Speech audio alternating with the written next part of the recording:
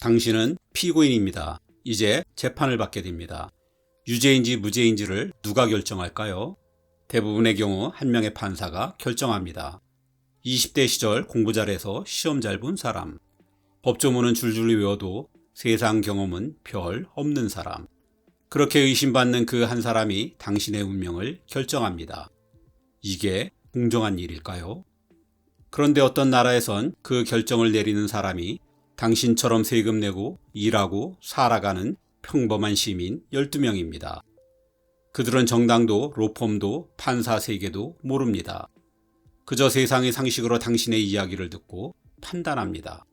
이 나라는 미국입니다. 미국은 왜 이런 방식을 택했을까요?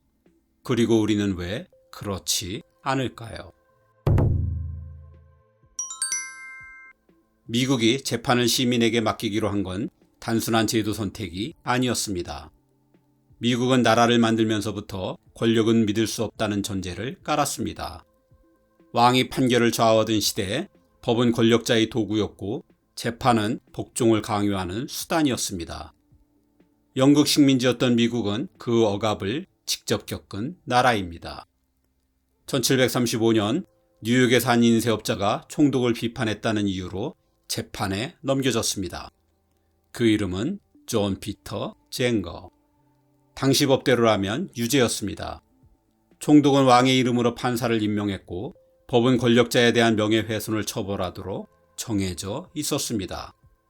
그런데 배심원들은 법조문이 아니라 상식과 양심으로 판단했습니다. 이건 죄가 아니다. 무죄. 이 재판은 미국인들에게 강렬한 인식을 남겼습니다.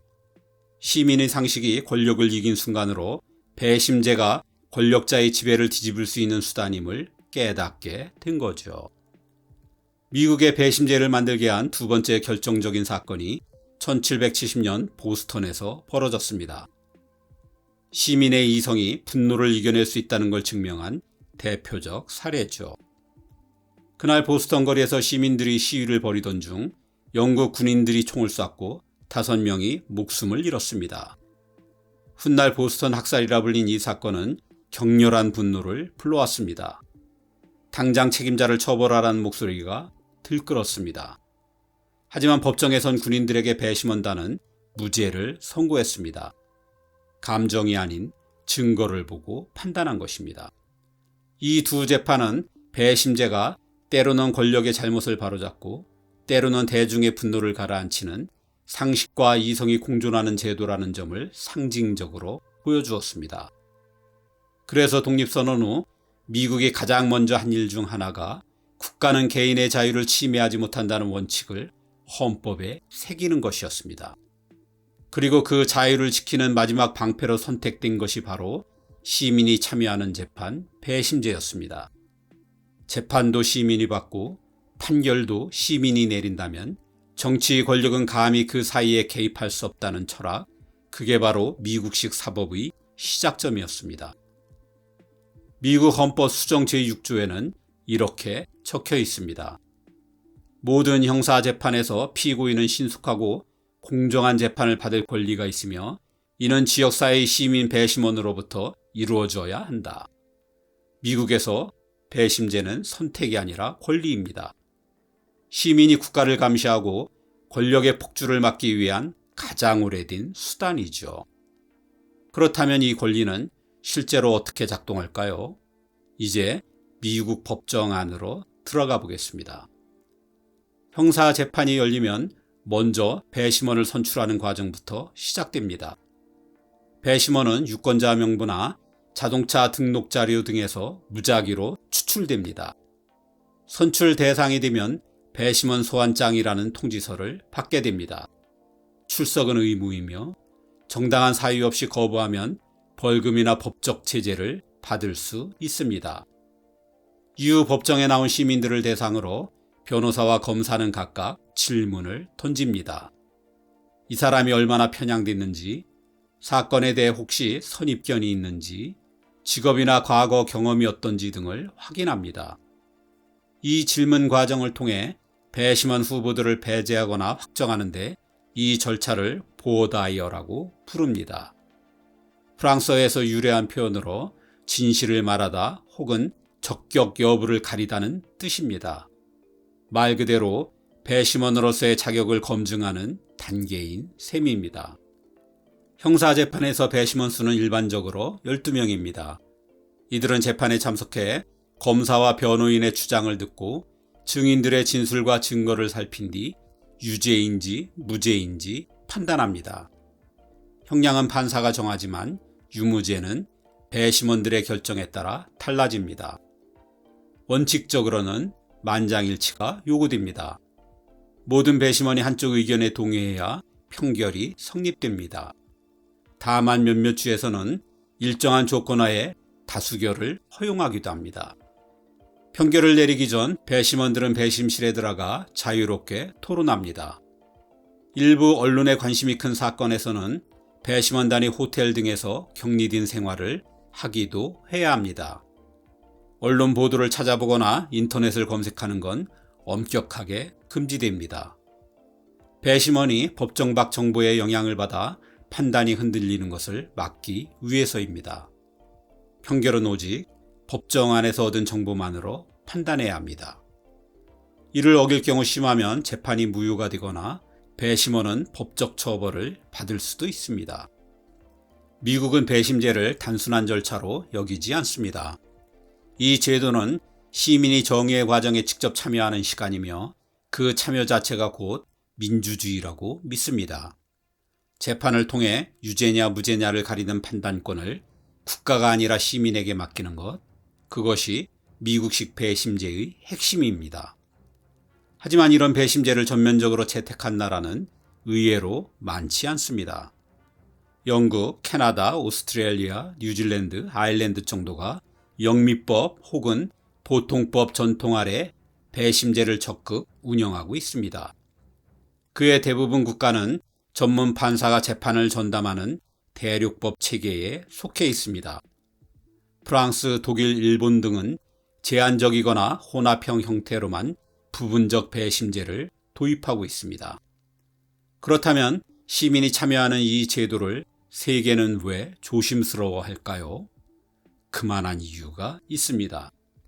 첫 번째는 전문성의 부족입니다. 배심원은 법률을 배운 사람들이 아닙니다. 금융사기, 의료과실, 과학적 증거가 중요한 재판에서는 핵심 쟁점을 제대로 이해하지 못할 수 있습니다.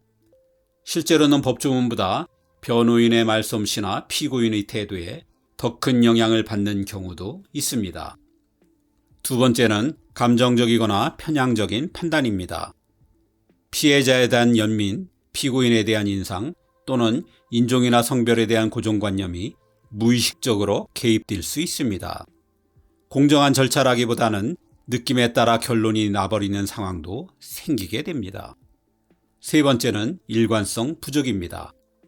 같은 혐의, 비슷한 정황에서도 배심원이 누구냐에 따라 결과가 달라집니다. 유죄와 무죄가 배심원의 조합에 따라 갈릴 수 있다는 뜻입니다. 이는 판례의 예측 가능성과 통일성을 해칩니다. 법이 아니라 운에 맡겨지는 재판이라는 비판이 나오는 이유입니다. 네 번째는 배심원의 신변안전입니다. 사회적으로 민감한 재판일수록 배심원들이 신상을 털리거나 협박을 받는 경우도 있습니다.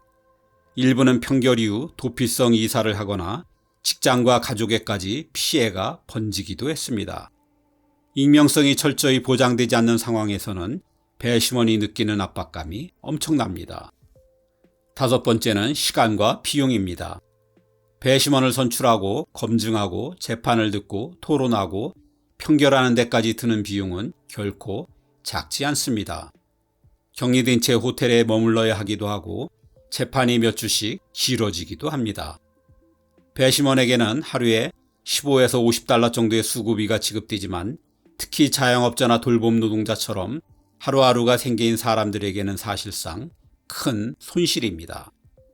그래서 일부 사람들은 배심원에서 제외되기 위해 고의로 극단적인 발언을 하거나 자신이 편향돼 있다고 주장하기도 합니다. 1995년의 오제이 심슨 사건은 배심제의 한계가 한꺼번에 드러난 상징적 사건이었습니다. 오제이 심슨은 미국의 유명 미식축구 선수이자 방송인이었습니다. 그는 전처와 그녀의 남자친구를 살해한 혐의로 재판에 넘겨졌습니다. 무죄 판결 이후 미국 사회는 둘로 갈라졌고 언론 과열, 인종 갈등, 정치적 압박이 재판 내내 영향을 미쳤습니다.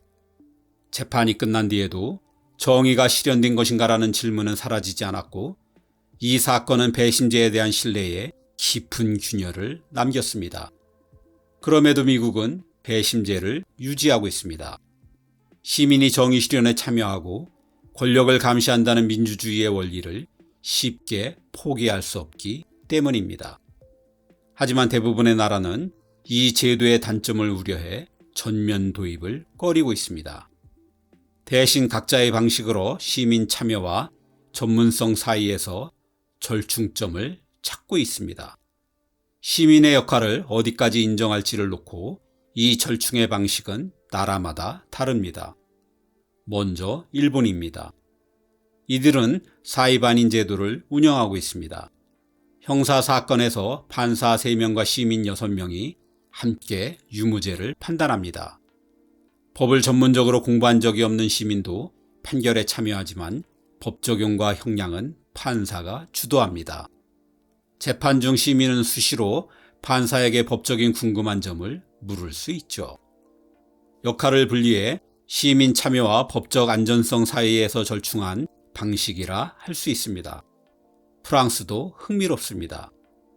여기선 아예 시민 6명과 판사 3명이 함께 배심석에 앉아 같은 자격으로 투표를 합니다. 시민만 별도로 모이는 게 아니라 판사와 함께 투표하고 함께 평결하는 거죠. 그야말로 혼합 배심제입니다. 프랑스 판사는 이렇게 말합니다. 우리는 법을 알고 시민은 삶을 압니다. 그래서 같이 판결을 내립니다. 독일은 조금 다릅니다. 시민이 아예 비전문 판사가 됩니다. 평의원이라 불리는 이들은 5년 임기의 직책을 받고 재판에 참여합니다. 이들은 일반 판사와 함께 법리 해석과 판결에 관여하며 권한면에서도 큰 차이가 없습니다.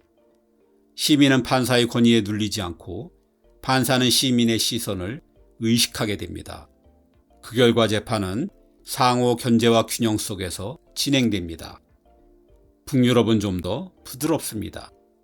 판결은 판사가 하지만 지역사회에서 뽑힌 시민 대표가 옆자리에 앉아 재판을 함께 듣습니다. 때로는 조언을 하고 때로는 따로 의견을 냅니다. 법은 법대로, 삶은 삶대로죠. 그래서 이들은 판결에 현실 감각을 불어넣는 존재로 기능합니다. 이 모든 실험은 같은 고민에서 출발했습니다.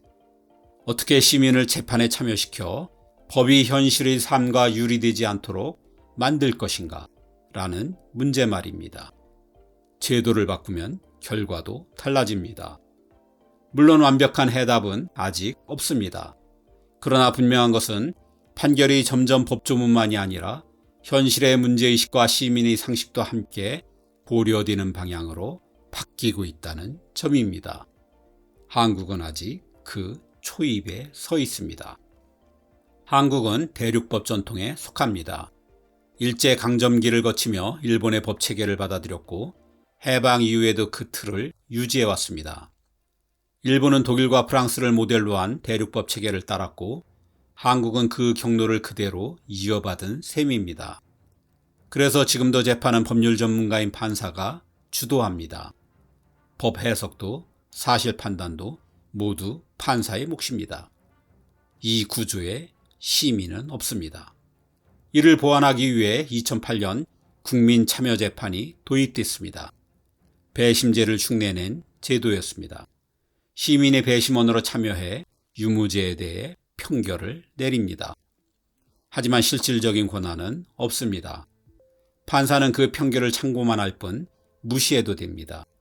실제로 무죄 평결이 내려져도 판사가 유죄를 선고하는 일이 드물지 않습니다.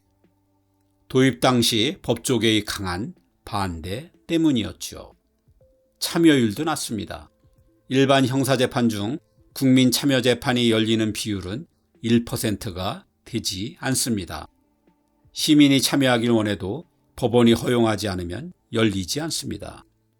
결국 제도가 존재하지만 구조는 변하지 않았습니다. 전문가만의 판단, 밀실에 가까운 절차, 여전히 법정은 시민과 거리가 멉니다. 그러는 사이 사법에 대한 신뢰는 흔들렸습니다. 전관예우, 권력 눈치 보기, 판사 블랙리스트, 사법의 공정성은 수차례 위기를 겪었습니다. 우린 이제 경제력도 교육 수준도 시민의식도 충분히 성숙해졌습니다. 우리는 법을 지키는 시민이지만 동시에 법을 감시할 권리도 가졌습니다. 왜 우리는 여전히 시민 없이 재판하고 있는가? 이 질문이 앞으로 더 많은 사회적 논의로 이어져야 할 때가 된 것 같습니다.